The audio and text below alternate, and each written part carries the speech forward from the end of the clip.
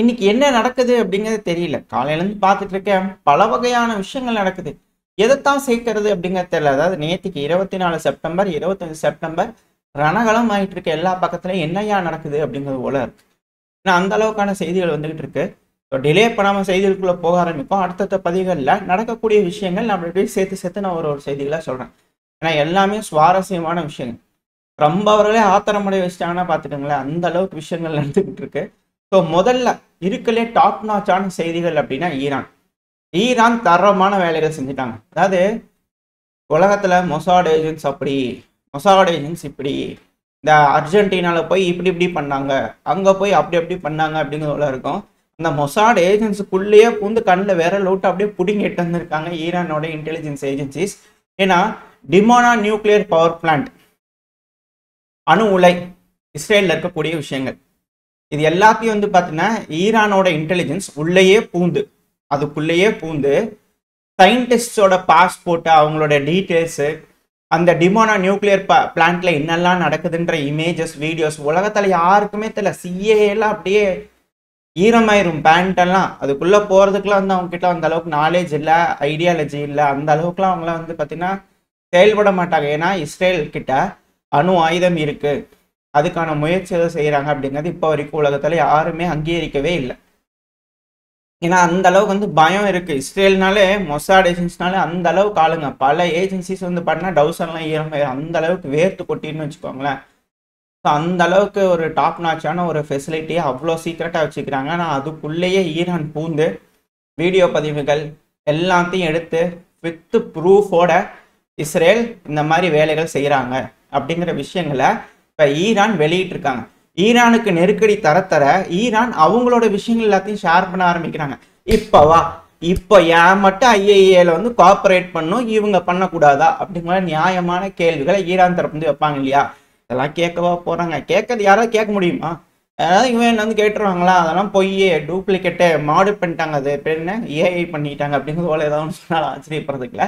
But ஆனால் realistic footage பாடி game மாதிரி வந்து பார்த்தீங்கன்னா ஈரான் தரப்பு வந்து வச்சு இஸ்ரேலுக்குள்ள பூந்து வந்து பார்த்தீங்கன்னா டிமோனா நியூக்ளியர் பவர் பிளான்ட்ல இருக்கக்கூடிய ரகசியங்கள் எல்லாத்தையுமே ஈரான் வீடியோ பதிவுகள் எடுத்து எல்லா பக்கத்துலையும் போட ஆரம்பிச்சாங்க. இது அதிர்வலைவுகளை ஏற்படுத்திட்டு இருக்குது.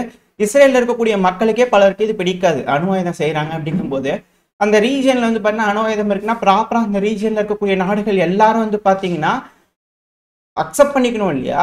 இப்போ சவுதி இருக்கட்டும், ஜார்டன் இருக்கட்டும், எஜிப்ட் இருக்கட்டும், சிரியா இருக்கட்டும், லெபனான் இருக்கட்டும், துருக்கி இருக்கட்டும், இந்த ஏரியாவில் இருக்கக்கூடிய நாடுகள்லாம் ஐஏஏ விட்டு கேட்பாங்க இல்லையா? ஏன்பா நான் அணு உலை வச்சிருக்கேன், அதை மானிட்டர் பண்ணோன்னு வரியே, என்னோட அண்டை இஸ்ரேல் வச்சிருக்கிறாங்க பாருங்க, ஈரான் ப்ரூஃப் கொடுத்துக்கிறாங்க பாருங்க, அப்புறம் நீங்கள் அங்கே வந்து பார்த்தீங்கன்னா பார்க்கணும்ல, அங்கே மட்டும் பார்க்க மாட்டீங்களா? அப்போ நானும் பண்ண மாட்டேன் போங்க அப்படிங்கிறத இது போல் சொல்கிறதுக்கு வாய்ப்புகள் இல்லை. பட் இருந்தாலும் இது போல் வந்து பண்ணால் ஒரு வேலை டிப்ளமேட்டிக்கல் டென்ஷன்ஸ் ஆகுது அப்படிங்கும்போது திரும்பி நிற்கிறதுக்கு, வரைச்சிக்கிறதுக்கு, முறைச்சிக்கிறதுக்குலாம் நிறைய வாய்ப்பு இருக்கு இல்லையா? ஏன்னா நிறைய விஷயங்கள் நடக்குதுன்னு சொல்கிறோம் இல்லையா? இதில் மிக முக்கியமான ஒரு விஷயம் என்னென்னா, துருக்கியோட அதிபரான எர்டகன் அவர்கள் வந்து பார்த்தீங்கன்னா நடந்து வந்திருக்கிற இந்த யூஎன்ல நிறையா செய்தி இருக்குது. இன்னைக்கு எதைத்தான் சொல்கிறது, எப்படி ஃபார்முலேட் பண்ணுறதுன்னு எனக்கு தெரியல. அதில் திடீர்னு இது ஞாபகம் வந்துச்சு, அதனால் நான் சொல்லிடுறேன். ஸோ யூஎன்ல வந்து பார்த்தீங்கன்னா எர்டகன் அவர்கள் வந்திருக்கிறாரு. சுற்றி வர வந்து பார்த்தீங்கன்னா அவரோட செக்யூரிட்டி கார்ட்ஸ் எல்லாரும் இருப்பாங்க இல்லையா, துருக்கியோட ஆளுங்களா, அதுவும் நியூயார்க்கு அமெரிக்காவில் வந்துட்டு இருக்கும்போது அமெரிக்காவோட போலீஸ்லாம் வந்து பண்ண அண்டை கொடுத்து எல்லாம் நில்லுங்கப்பான்னு பேரிகேட் போட்டு வந்து பண்ண அடைச்சிருக்காங்க. அடைச்சாலே என்ன நடக்கும்? பதட்டங்கள் வருமா? ஏன்னா இது போல் அடைக்கிறாங்க, ஒரு தலைவர் வராரு, அந்த இடத்துல போலீஸ்லாம் வந்து அடைக்கிறாங்கன்னா என்ன ஆகும்? யாராவது வந்து ஏதாவது செஞ்சிருவாங்க, இல்லை வேறு ஏதாவது நடக்கும். அங்கே இருக்கக்கூடிய செக்யூரிட்டி ஏஜென்சிஸ்லாம் பதட்டமடைய ஆரம்பிப்பாங்களா? ஸோ பேரிகேட்லாம் வந்து பார்த்தீங்கன்னா விளக்க ஆரம்பிக்கிறாங்க. ஏன்னா எர்டகன் அவர்கள் அங்கே நடுவில் சிக்கியிருக்காரு, அவர் தப்பிச்சு போகணும், ஏஜென்சிலாம் போகணும்னா இவங்க வந்து மறைச்சிட்டாங்கன்னா எப்படி அப்படிங்கிற கேள்வி இருக்கு இல்லையா? காரணம் ஒன்றுமே இல்லை, ட்ரம்ப் அவர்களோட கான்வாய். அதாவது சமீபத்தில் கூட கேரளாவில் வந்து பார்த்தீங்கன்னா பயங்கரமான ஹாரன் சத்தம் நடந்தது இல்லையா?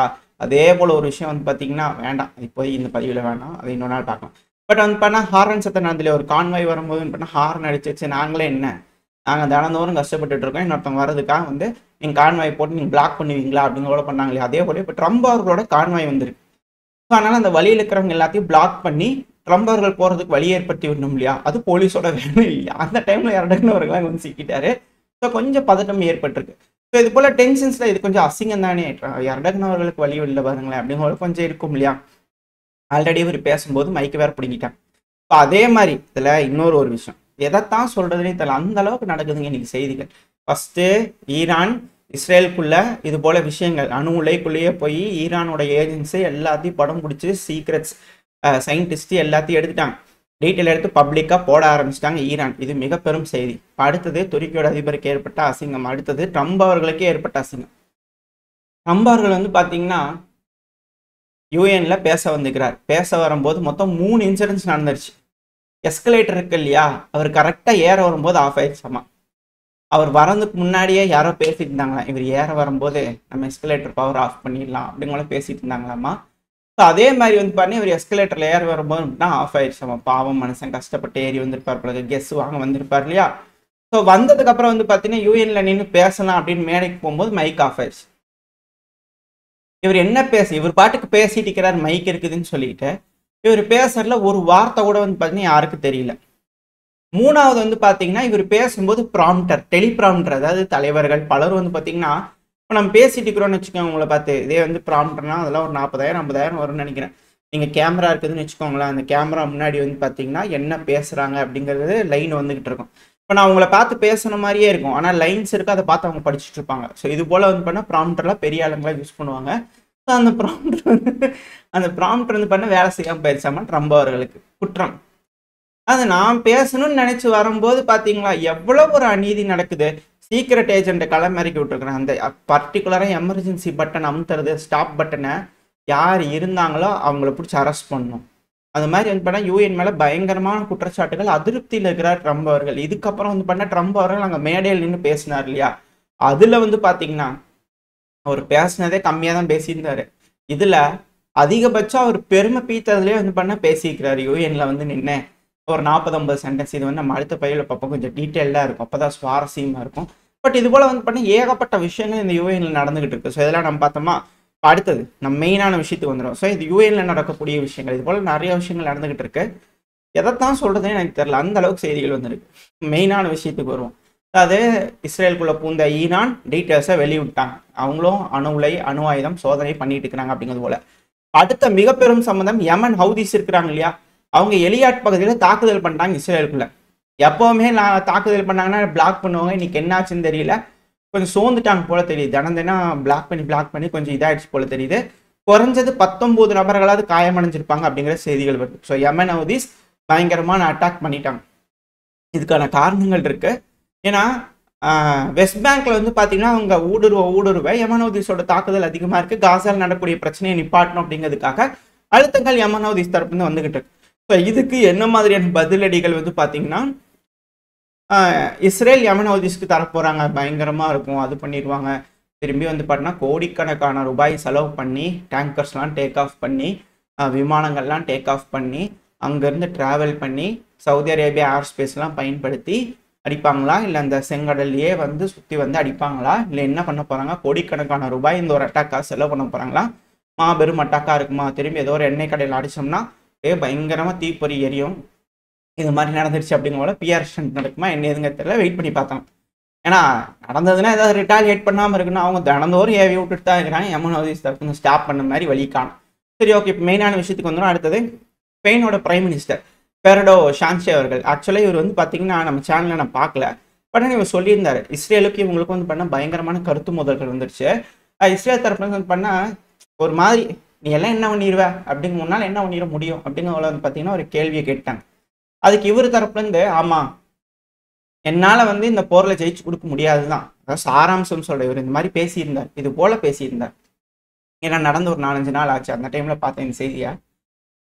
என்னால் என்ன செய்ய, என்னால் வந்து போர் தொடுத்து ஜெயிக்க முடிய இதில் இப்போதைக்கு இல்லை தான், இதில் இல்லை. ஆனால் முயற்சிங்கிறது எடுத்துக்கிட்டே இருக்கணும், எல்லாரும் சேர்ந்து முயற்சி எடுக்க ஒரு நாள் அது வெற்றிக்கான பாதையை வழிவகுக்கும் அப்படிங்கிறது போல இவர் தரப்புன்னு சொல்லியிருந்தாரு. இப்போ பாருங்களேன், தேவையில்லாமல் வாய் விட்டார் பிரைம் மினிஸ்டர் பெஞ்சமின் நெத்தன்யாகு. இப்போ ஸ்பெயினும் இட்டாலியும் சேர்ந்து வார்ஷிப்பா களம் இறக்குறாங்களாமா. எதுக்கு? போர் கப்பல்கள், இது போல இந்த ஃப்ளோட்டிலா கப்பல் போகுது இல்லையா, என்ஜிஓ அமைப்பு காசால பிரேக் பண்ணி உள்ள இருக்கக்கூடிய மக்களுக்கு உதவிகள் செய்யறதுக்காக போயிட்டு இருக்கிறாங்க இல்லையா, அவங்க மேல தாக்குதல் நடக்குது, ட்ரோன் தாக்குதல். சைடில் வீடியோ பதிவுலாம் ரிலீஸ் ஆயிருக்கு, சிலதெல்லாம் பார்க்க முடியறதில்ல, சிலதெல்லாம் போட்டாங்கனாலே பேன் ஆகுது சேனல்ஸ் அப்படிங்களும் சொல்றாங்க. அது சிவிலியன் கான்வாய், உதவி பொருட்கள் கொண்டு போகக்கூடிய கான்வாய் மேல தாக்குதல் நடக்குது. இதுக்கு பேர் என்ன தாக்குதல் அப்படிங்கிறது தெரியல, நல்ல தாக்குதலா நன்மையான தாக்குதலா இல்லை என்ன மாதிரியான தாக்குதல் அப்படிங்கிறது தெரியல. ஸோ இது போல தாக்குதல் நடந்திருக்கு. அதுக்கான வீடியோ பதிவுகளாக வருது. 70 கான்வாய்ஸ்க்கு மேலே போய்க்கு தாக்குதல் பண்ணிக்கிறாங்க. இப்போ இந்த கான்வாய்ஸை ப்ரொடெக்ட் பண்ணுறதுக்கு வந்து பார்த்தீங்கன்னா ஸ்பெயின் இட்டாலியும் போர்க்கப்பல்களை இறக்க போகிறாங்களாம். இதுக்கு மேலே இது போல் செய்ய போகிறோம் அப்படிங்கிற சொல்கிறாங்க.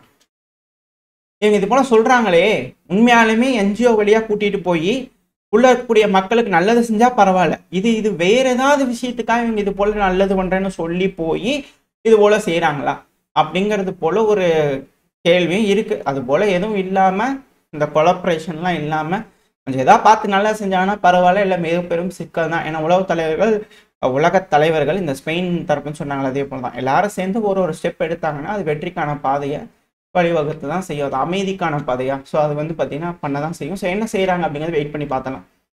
அதாவது இதெல்லாம் இந்த மிடில் ஈஸ்டில் நடக்கக்கூடிய விஷயங்கள், இது யுஎனில் நடக்கக்கூடிய விஷயங்கள். ஈரான் அதிரி புதிரியான வேலை செஞ்சுருக்காங்கன்னு பார்த்தோம். அதே போல் நேற்றுக்கு உக்ரைன் பயங்கரமான விஷயத்தை செஞ்சு விட்டுருக்குறாங்க. அதாவது ரஷ்யாவில் நோவோசிர்ஸ்கி பகுதியில் எமர்ஜென்சியை டிக்ளேர் பண்ணிட்டாங்க. ஏன்னா combined strike ground unmanned aerial vehicle யுஏஇக்கும் யூஸ் பண்ணி அட்டாக் பண்ணிக்கிறாங்க. அட் த சேம் டைம் ட்ரோன்கள் இருக்கும் இல்லையா, அந்த ட்ரோனையும் யூஸ் பண்ணி அட்டாக் பண்ணிக்கிறாங்க. ஸோ கர்ஷ்னோட ரீஜன் முழுசுமே வந்து பார்த்தீங்கன்னா பிளாக் டவுன் பண்ணியிருக்கிறாங்க. மொத்தம் 3 நபர்கள் இறந்துருக்கலாம், இன்க்ளூடிங் குழந்தைகள் உட்பட 8 நபர்கள் காயமடைஞ்சிருக்கலாம் அப்படிங்கிற செய்திகள் வந்துகிட்டு இருக்கு. ரஷ்யாக்குள்ள மேசிவான ஸ்ட்ரைக் வந்து பார்த்தீங்கன்னா உக்ரைன் தரப்பு வந்து பண்ணிக்கிறாங்க. சைடில் ஃபுல்லாக வீடியோ பதிவுகளோட இருக்கும். இதனால ஃபுல்லாகவே வந்து பார்த்தீங்கன்னா ரஷ்யா தரப்பு வந்து க்ளோஸ் பண்ணிக்கிறாங்க. அன்மேண்ட் போட்ஸ் எல்லாம் இருக்கு இல்லையா, அதில் பல போட்ஸ் வந்து பார்த்தீங்கன்னா ரஷ்யா தரப்பு வந்து டவுன் பண்ணிக்கிறாங்க. 1 2ன்னு இல்லை, இப்போ வரைக்கும் எத்தனை கவுண்ட்ன்றது சொல்லலை. உக்ரைன் தரப்பு இருந்தும் சரி, ரஷ்யா தரப்பு இருந்தும் சரி, இந்த பதிவு ரெக்கார்ட் பண்ணிட்டு இருக்கும்போது ஏதாவது மனுஷனார்த்தத்தை பேர் பார்க்க ஆரம்பிக்கலாம். ஆனால் எனக்கு தெரிஞ்ச ஒரு 7-8 ட்ரோன்கள் கிட்ட வந்து பார்த்தீங்கன்னா ரஷ்யா டவுன் பண்ணிக்கிறாங்க. அதுக்கான வீடியோ பதிவுகள் வருது. ரெண்டாவது யுஏவிக்கள் வந்து பார்த்தீங்கன்னா ஹெவியாக அட்டாக் பண்ண ட்ரை பண்ணியிருக்காங்க. இதில் எலக்ட்ரானிக் வார்ஃபேர் யூஸ் பண்ணலாம் சப்ரஸ் பண்ணியிருக்காங்க. சைடில் லோடாக இருக்கும். இந்த எலக்ட்ரானிக் வார்ஃபேர் யூஸ் பண்ணி சப்ரஸ் பண்ணுறதுனா என்ன அப்படிங்கிற கேள்வி வருது இல்லையா. இதுதான் சிறந்த வீடியோ. அதுக்கான உதாரணம், அந்த விமானம் வந்து பார்த்தீங்கன்னா ஆள் இல்லாத இந்த அன்மேண்ட் ட்ரோன் ஆள் இல்லாத பகுதிகளில் அதை அப்படியே கொண்டு போய் மோத வச்சிருவாங்க. ஸோ மோதுனா அந்த ட்ரோன் ஆட்டோமேட்டிக்காக வெடிக்கும். இப்போ அது என்ன நடந்திருக்குன்னா, உக்ரைன் தரப்பு வந்து ட்ரோனை ஏவி விட்டுருக்காங்க. அந்த ட்ரோன் ரஷ்யாக்குள்ளே வந்திருக்கு. வரும்போது அதோட சிக்னலை ரஷ்யாவோட ஹேக்கிங்னு வச்சுக்கோங்களேன், ஹேக் பண்ணி அந்த சிக்னலை இப்போ ரஷ்யா வந்து பார்த்தீங்கன்னா ஏவி விடக்கூடிய சிக்னலை அந்த ட்ரோன் கேட்குற மாதிரி ஹேக் பண்ணிட்டாங்க. இப்போ அந்த ட்ரோன் என்ன நடக்குதுன்னா ஆள் இல்லாத பகுதிக்கு ரீடைரக்ட் பண்ணி அதை அப்படியே கொண்டு போய் மோத வைக்கிறாங்க. ஸோ இது எலக்ட்ரானிக் வார்ஃபேர். ஸோ இது போல விஷயங்கள்லாம் யூஸ் பண்ணி சப்ரஸ் பண்ணிக்கிறாங்க. சில இதெல்லாம் சுட்டு வீழ்த்திருக்காங்க. உதிரி பாங்கள் வந்து பார்த்தீங்கன்னா மக்கள் வாழும் பகுதியில் போய் விழுந்திருக்கு. சில நபர்கள் இறக்கக்கூடிய வீடியோக்கள்லாம் வருது. அதெல்லாம் கண்கொண்டு பார்க்க முடியல. ஸோ இழப்புகள் ரஷ்யாவுக்கு மிக பெரும் அளவில் இருக்குது. சிவிலியன் மேலே தாக்குதல் பண்ணாங்க. யூஎன்ல நடந்துட்டு இருக்கு, சைட்லைன் மீட்டிங் நடந்துட்டு இருக்கு, ஏகப்பட்ட விஷயங்கள் இருக்கு. இப்படி ஒரு எஸ்கலேஷன் நடந்துட்டு இருக்கு. ரஷ்யாவும் சும்மா இல்லை, பயங்கரமான அட்டாக் பதிலுக்கு உக்ரைன் மேலே பண்ணிக்கிறாங்க. 175 நினைக்கிறேன், கரெக்டாக எக்ஸாக்டாக தெரியல. அடுத்த பேரில் பார்க்க ஆரம்பிக்கலாம். ஸோ மேசிவான அட்டாக்ஸ் இருதரப்பு நடந்திருக்கு. இது ரஷ்யா நடக்கக்கூடிய எஸ்கலேஷன். அடுத்தது இது உக்ரைன் ரஷ்யா மேலே நடத்தக்கூடிய எஸ்கலேஷன் இஸ்ரேல் நடந்திருக்கு. ஸோ இது போல உலகத்தில் பல்வேறு விஷயங்கள் நடந்துகிட்டு இருக்கு. நம்ம ஓரளவுக்கான தகவல்கள் இந்த பையில பார்த்துருக்கோம். தொடர்ந்து நம்ம சேனலை சப்ஸ்கிரைப் பண்ணி வச்சுக்கோங்க. இது போல பல பதிவுகள் இதுக்கப்புறம் உடனுக்குடன் வந்துகிட்டே இருக்கும். இந்த பதிவு உங்களுக்கு பிடிச்சிருந்தா லைக் பண்ணிட்டு உங்க ஃப்ரெண்ட்ஸ் ஷேர் பண்ணிக்கோங்க. அது கூட மறக்காம நம்ம சேனலை சப்ஸ்கிரைப் பண்ணலாம், மறக்காம சப்ஸ்கிரைப் பண்ணிக்கோங்க. இந்த பதிவு நல்லா இருக்கும் நம்பிக்கை. அடுத்த போய் உங்க சந்திக்கிறேன். Stay safe. பை.